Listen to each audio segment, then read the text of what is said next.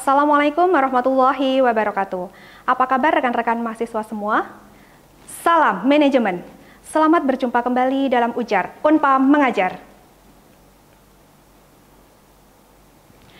Sobat Ujar, saya Wina Ratnawati, dosen program studi manajemen S1 akan mengajak rekan-rekan mahasiswa semua untuk mempelajari sistem informasi pemasaran dalam pembahasan mengenai indikator kepuasan konsumen terhadap pelaksanaan strategi. Materi ini akan berlangsung sampai beberapa video ke depan. Jangan sampai terlewatkan ya.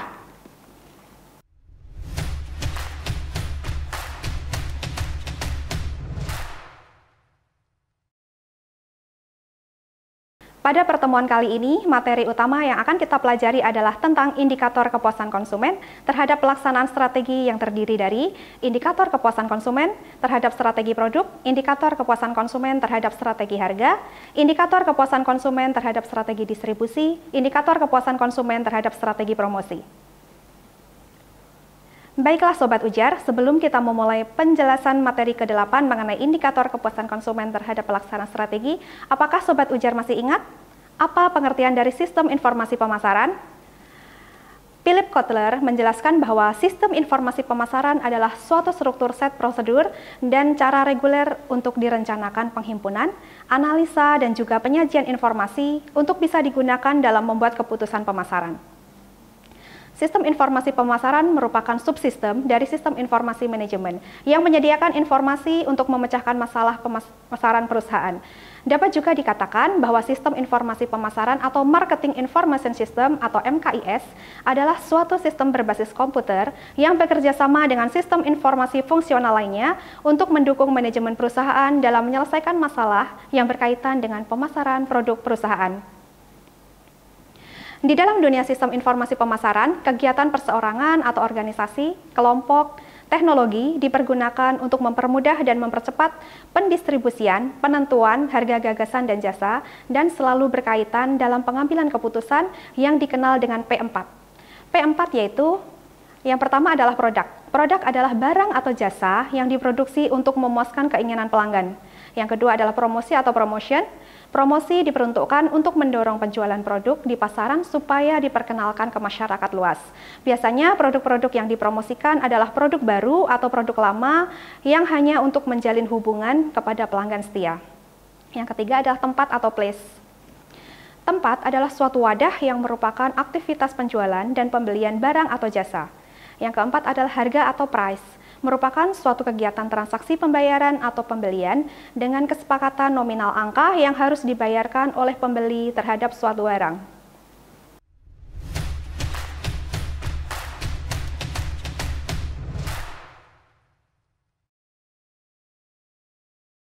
Kembali lagi bersama saya dalam Ujar Unpam Mengajar. Sobat Ujar, berdasarkan penjelasan sebelumnya mengenai sistem informasi pemasaran, maka kita masuk dalam materi pada kesempatan hari ini, yaitu mengenai indikator tentang kepuasan konsumen terhadap pelaksanaan strategi.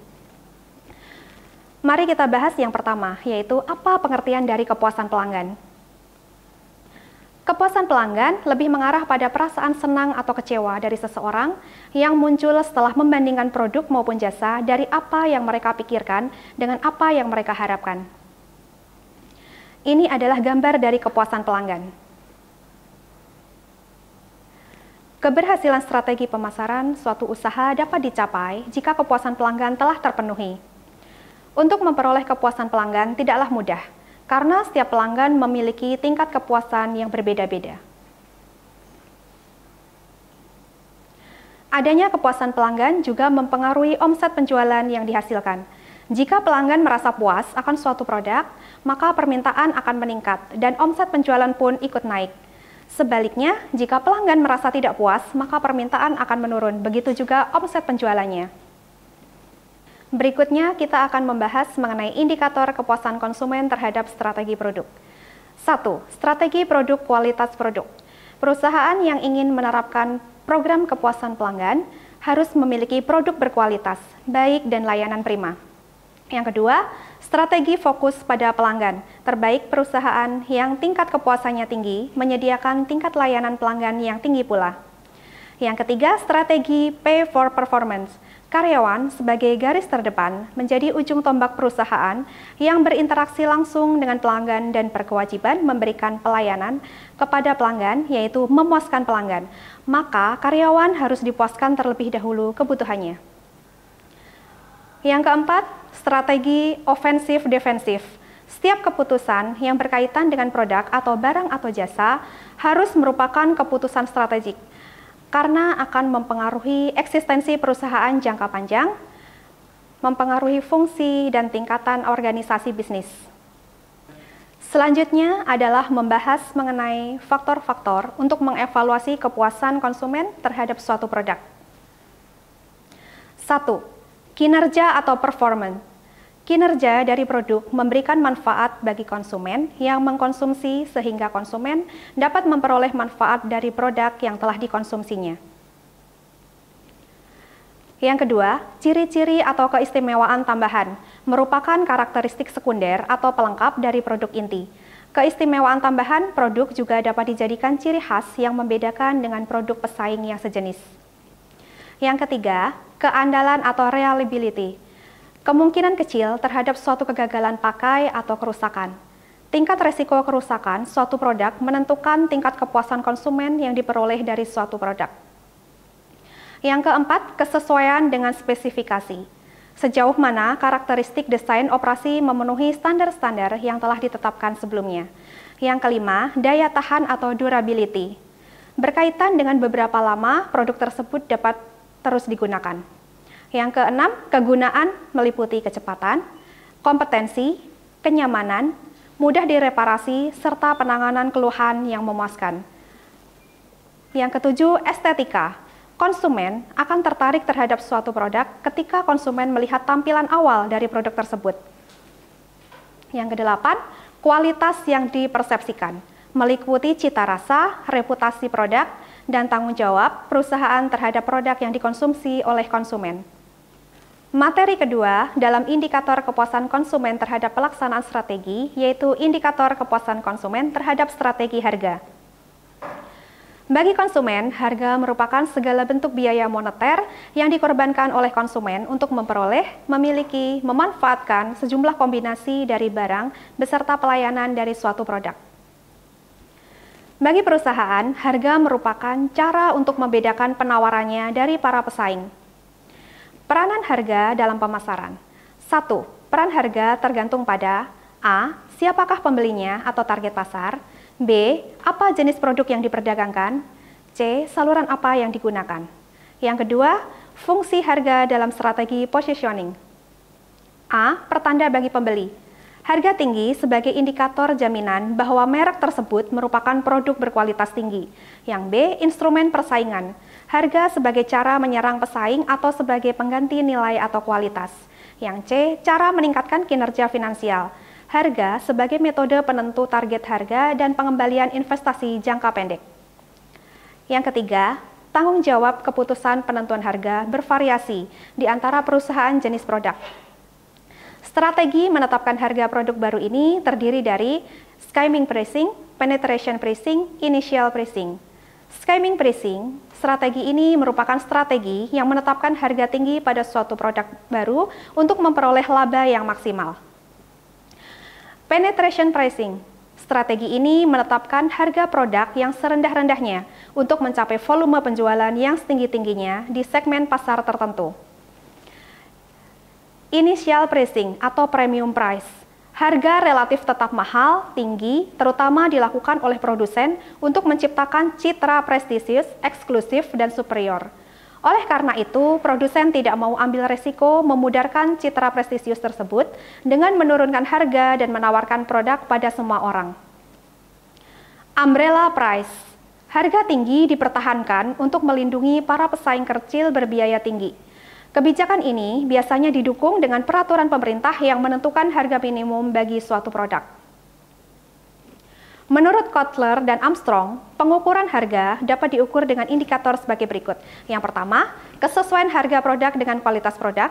Konsumen akan melihat terlebih dahulu harga yang tercantum dalam sebuah produk, karena sebelum membeli, konsumen sudah berpikir tentang sistem hemat yang tepat. Selain itu, konsumen dapat berpikir tentang harga yang ditawarkan, memiliki kesesuaian dengan produk yang telah dibeli. Yang kedua, daftar harga atau price list adalah informasi mengenai harga produk yang ditawarkan agar konsumen mempertimbangkan untuk membeli. Yang ketiga, potongan harga khusus adalah potongan harga yang diberikan produsen atau penjual kepada konsumen pada saat event tertentu. Yang keempat, harga yang dipersepsikan adalah persepsi pelanggan terhadap harga yang diterima, apakah tinggi, rendah, atau adil. Materi kedua dalam indikator kepuasan konsumen terhadap pelaksanaan strategi yaitu indikator kepuasan konsumen terhadap strategi harga. Materi ketiga dalam indikator kepuasan konsumen terhadap pelaksanaan strategi yaitu indikator kepuasan konsumen terhadap strategi distribusi. Kotler mengatakan, kunci mempertahankan pelanggan adalah kepuasan pelanggan. Pelanggan yang puas tidak memiliki ikatan dengan penjual. Kapanpun mereka ingin berpindah, mereka memiliki kebebasan. Sehingga sasaran utamanya tidak sekedar kepuasan, namun juga kesetiaan. Karena kepuasan hanya bertahan sementara, sedangkan kesetiaan bertahan selamanya. Dari strategi pemasaran yang dikemukakan oleh Kotler, unsur place atau tempat atau distribusi merupakan kegiatan yang penting dan berhubungan langsung dengan strategi 3P lainnya. Tanpa kegiatan distribusi, maka produk tidak akan tersalurkan hingga ke tangan konsumen. Selain itu, penetapan harga terhadap suatu produk juga harus mempertimbangkan biaya distribusi. Distribusi menjadi nilai negatif bagi penjual bila tidak menambahkan ongkos kirim pada setiap barang, sehingga dapat menyebabkan terjadinya kerugian. Kegiatan promosi untuk memperkenalkan sebuah produk harus disesuaikan dengan keadaan lokasi atau place, serta aspek budaya konsumen target, agar promosi yang dilakukan menjadi mudah diterima konsumen. Menyadari pentingnya kegiatan distribusi bagi kelanjutan usaha suatu perusahaan, maka kegiatan ini harus dilakukan agar dapat memuaskan dan tentunya mempertahankan pelanggan. Distribusi dapat disimpulkan kegiatan-kegiatan pengiriman barang yang dilakukan oleh suatu organisasi dengan tujuan agar produk yang dihasilkannya dapat diterima oleh konsumen baik melalui perantara ataupun tidak. Dari definisi di atas dapat diketahui adanya unsur penting yang ada dalam saluran distribusi, yaitu A. Saluran distribusi merupakan sekelompok lembaga yang ada di antara lembaga yang mengadakan kerjasama untuk mencapai tujuan. B. Saluran distribusi merupakan arus yang ditempuh dalam menggerakkan hak milik atas suatu barang. Yang C. Saluran distribusi terdiri dari produsen, perantara, dan konsumen menjadi anggotanya. Yang D. Kegiatan masing-masing saluran tersebut adalah membantu kelancaran dalam menggerakkan hak atas suatu barang. Saluran distribusi adalah ketersediaan produk dan kemudahan menggunakan sebuah produk atau jasa. Menurut Suryadi dan Hutomo, saluran distribusi dapat diukur dari yang pertama, kemudahan mendapatkan produk, yang kedua, lokasi pembelian, yang ketiga, lokasi mudah dijangkau. Materi keempat dalam indikator kepuasan konsumen yaitu indikator kepuasan konsumen terhadap strategi promosi. Promosi merupakan proses mengkomunikasikan variabel bauran pemasaran atau marketing mix yang sangat penting untuk dilaksanakan oleh perusahaan dalam memasarkan produk. Kegiatan promosi dimulai dari perencanaan, implementasi, dan pengendalian komunikasi untuk menjangkau target atau audiens atau pelanggan calon pelanggan. Promosi merupakan fungsi pemasaran yang fokus untuk mengkomunikasikan program-program pemasaran secara persuasif kepada target pelanggan atau calon pelanggan untuk mendorong terciptanya transaksi pertukaran antara perusahaan dengan pelanggan. Beberapa tujuan promosi adalah yang pertama, menciptakan atau meningkatkan awareness produk atau brand. Yang kedua, meningkatkan preferensi brand pada target pasar. Yang ketiga, meningkatkan penjualan dan market share. Yang keempat, mendorong pembelian ulang merek yang sama. Yang kelima, memperkenalkan produk baru. Dan yang keenam, menarik pelanggan baru.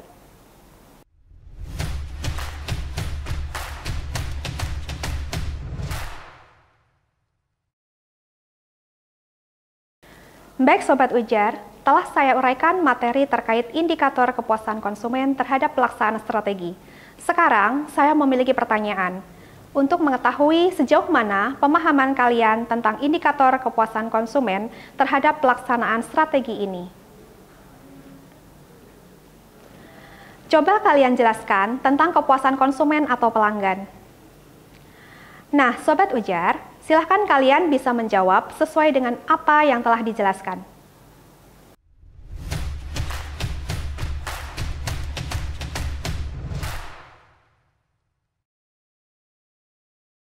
Sobat Ujar, tak terasa kita sudah berada di penghujung acara. Dari materi yang sudah saya sampaikan tadi, bisa disimpulkan bahwa yang pertama, kepuasan pelanggan yaitu respon atau tanggapan yang diberikan para konsumen setelah terpenuhinya kebutuhan mereka akan sebuah produk ataupun jasa, sehingga para konsumen memperoleh rasa nyaman dan senang karena harapannya telah terpenuhi. Yang kedua, adanya kepuasan pelanggan ternyata juga dapat mempengaruhi omset penjualan yang dihasilkan. Jika pelanggan merasa puas akan suatu produk, maka permintaan akan meningkat dan omset penjualan pun ikut naik. Sebaliknya, jika pelanggan tidak merasa puas, maka permintaan akan menurun. Begitu juga dengan omset penjualannya. Yang ketiga, distribusi adalah kegiatan-kegiatan pengiriman barang yang dilakukan oleh suatu organisasi dengan tujuan agar produk yang dihasilkannya dapat diterima oleh konsumen, baik melalui perantara ataupun tidak. Sobat Ujar, demikianlah yang dapat saya sampaikan pada materi ke-8 kali ini. Semoga dapat membawa wawasan dan pengetahuan bagi rekan-rekan mahasiswa, khususnya mengenai indikator kepuasan konsumen terhadap pelaksanaan strategi. Saya, Wina Ratnawati, mohon undur diri. Sampai ketemu kembali di episode berikutnya. Wassalamualaikum warahmatullahi wabarakatuh. Tetap sehat, tetap semangat, dan teruslah berkarya. Karyamu memajukan bangsa dan negara. Salam ujar dan salam manajemen.